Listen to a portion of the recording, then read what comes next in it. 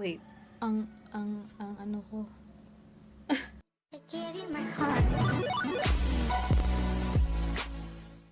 What's up guys?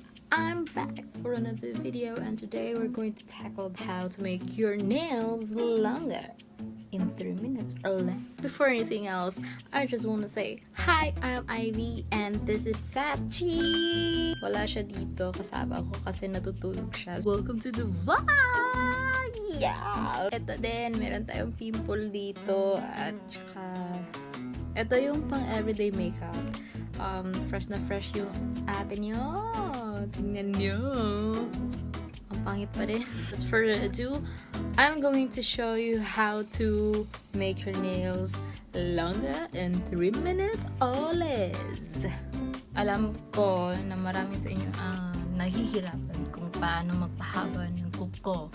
Isa na ako doon. Quick share lang ako before kasi mahaba yung kuko ko. Pero it takes me months to. Hindi to yan. Okay. Ang bright. Ang silaw. Ayaw mag-focus. Pero anyway, so yung ginagamit ko. Fake nails lang yan, guys. Fake nails. Ito yung nails ko ngayon. It's in gradient red and black. Ito yung una, yung pangalawa sa first batch.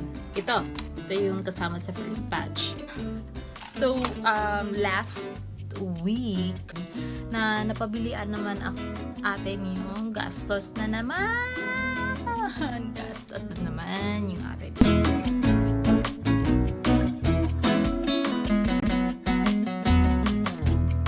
Kasi natanggal na yung sa thumb part ko kasi naliligo ko kanina at natanggal siya, besh!